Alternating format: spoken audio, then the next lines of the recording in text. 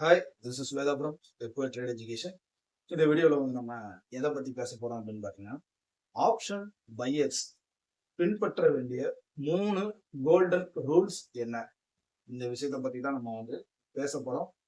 முதல் விஷயம் என்ன அப்படின்னு கேட்டிங்கன்னா, ஆப்ஷன் பையிங்கில் கிட்டத்தட்ட ஒரு சின்ன கேபிட்டல் வச்சு ஒரு அன்லிமிட்டெட் ப்ராஃபிட்டை வந்து ஏர்ன் பண்ணலாம் அப்படிங்கிறத ஒரு எண்ண ஓட்டமாக கொண்டு முதல்ல உள்ள வராங்க.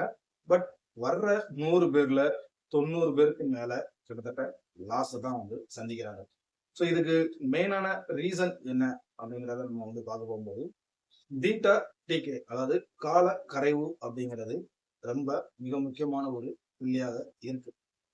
ஸோ இதையெல்லாம் நம்ம எப்படி ஒரு அண்டர்ஸ்டாண்ட் பண்ணி ஸோ ஆப்ஷன் பையிங்ல வந்து ஒரு ப்ராஃபிட்டை நம்ம வந்து ஏர்ன் பண்றது அப்படிங்கிறத தான் இந்த வீடியோவில் நம்ம பேச போறோம்.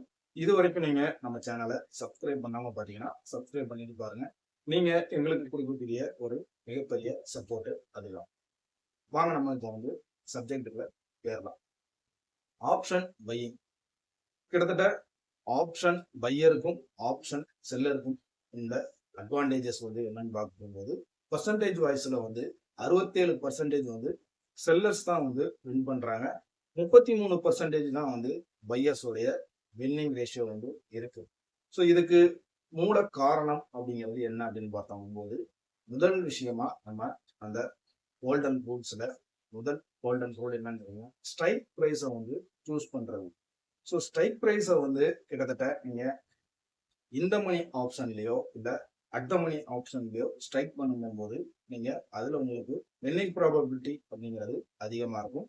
அதே நேரம் நீங்க அவுட் ஆஃப் த மணியை வந்து சூஸ் பண்ணும்போது அது உங்களுக்கு ஒரு வின்னிங் ப்ராபபிலிட்டி வந்து அதுல 10% தான் ஒரு பெரிய லெவல்ல இருக்கிறதுக்கு வாய்ப்பு கிடையாது.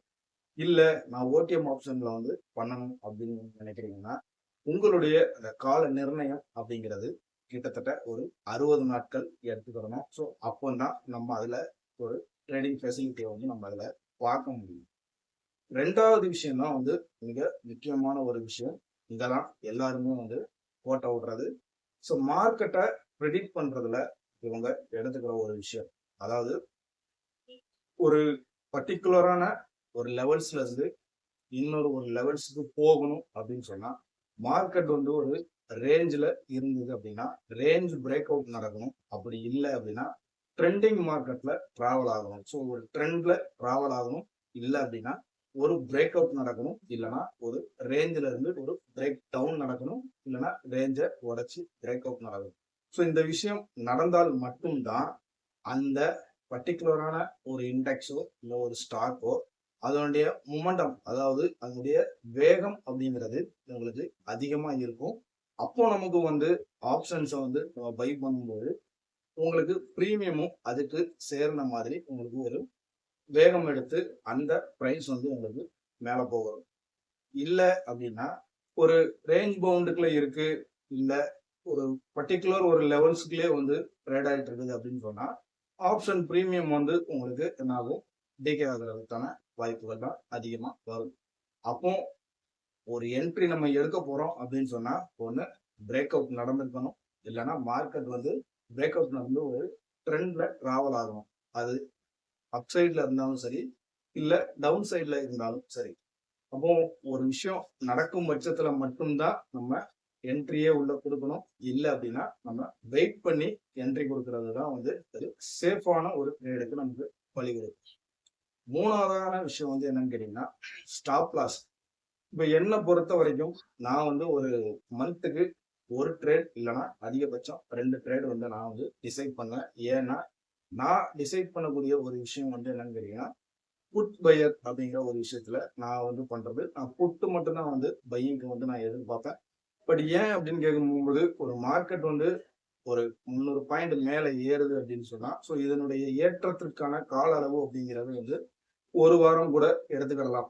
ஒரு 500 பாயிண்ட் மேல ஏறுதுன்னு சொல்லி. பட் ஆனா இது ஒரு கன்சாலிடேஷன் நடக்குதோ இல்லைன்னா அங்க இருந்து ட்ரெண்ட் ரிவர்சல் ஆகுது அப்படின்னு நம்ம எடுத்துக்கிட்டோம் அப்படின்னு சொன்னா கிட்டத்தட்ட ஒரு 2-3 நாட்கள்லயே வந்து ஏறினதுல ஒரு சரிபாதி இறக்கத்தை சந்திக்கிறதுக்கான வாய்ப்புகள் இருக்கு. கிட்டத்தட்ட இப்போ வந்து ஒரு 500 பாயிண்ட் ஏறி இருக்கு, ஒரு கரெக்ஷன் வரணும் அப்படின்னு சொன்னா அதுல ஒரு 250 பாயிண்ட் வந்து நம்ம வந்து கேப்சர் பண்ணணும் அப்படின்னா கிட்டத்தட்ட அது ஒரு நாள் 2 நாள்லயே வந்து அந்த இடத்த வந்து டார்கெட்டை அச்சீவ் பண்றதுக்கான வாய்ப்புகள் அதிகமா இருக்கும். ஆனா அந்த ஏற்றம் அப்படிங்கிறது நீங்க சரியான என்ட்ரில நீங்க உள்ள போனீங்கன்னா மட்டும்தான் அந்த ஏற்றத்தை நீங்க வந்து கேப்சர் பண்ண முடியுத தவிர்த்து ஒருவேளை அது ஒரு நார்மலைஸா ஒரு 200 பாயிண்ட் மேல ஏறி நிக்குது அப்படின்னு சொன்னா திரும்ப உங்களுக்கு அது 200 பாயிண்ட் ஏறணும் அப்படின்னா அதனுடைய கால அளவு அப்படிங்கிறது எத்தனை நாட்கள் வேணாலும் எடுத்துக்கலாம். ஸோ அப்படி இருக்கும்போது நமக்கு ஆப்ஷன் பிரீமியம் வந்து டிகே வந்து அதிகமாகிறதுக்கான வாய்ப்புகள் உண்டு. ஸோ இப்போ ஒண்ணு நம்ம ரிவர்சல்ல வந்து ஒரு என்ட்ரி எடுக்கலாம். அப்படி நம்ம எடுக்க போகும்போது அந்த கால அளவு ஒரு குறைவான கால அளவா இருக்கும். பட் ஆனா இங்க வந்து என்னன்னு கேட்டீங்கன்னா இந்த ஸ்டாப் லாஸ் அண்ட் உங்களுடைய ரிஸ்க் ரேஷியோ வந்து என்ன அப்படிங்கிறது தான் மெயின். இப்போ நான் வந்து உங்களுக்கு வந்து ஒரு 150 பாயிண்ட் வந்து நான் வந்து ஸ்பாட்ல நான் வந்து ஒரு ரிஸ்க் எடுக்க போறேன் அப்படின்னா அது எனக்கு வந்து பிரீமியம்ல வந்து கிட்டத்தட்ட ஒரு 70 ரூபாயில இருந்து 80 ரூபாய்க்குள்ள வரும். அப்போ நான் 70 ரூபாய் நான் வந்து ரிஸ்க் எடுக்க போறேன் அப்படின்னு சொன்னா என்னுடைய டார்கெட் அப்படிங்கிறது கிட்டத்தட்ட ஒரு 140ல இருந்து 150 ரூபாய் வரைக்கும் என்னுடைய டார்கெட் வந்து இருக்கணும். அதாவது ரிஸ்க் ரேஷியோ அப்படிங்கிறது 1:2 அப்படிங்கிற இந்த ரிஸ்க் ரேஷியோல வந்து நம்ம எடுக்கும்போது இது உங்களுக்கு அடுத்தடுத்த ட்ரேடை மேனேஜ்மெண்ட் பண்ணி கொண்டு போறதுக்கு ஒரு நல்ல ஒரு ஹெல்ப்பா உங்களுக்கு இருக்கும்.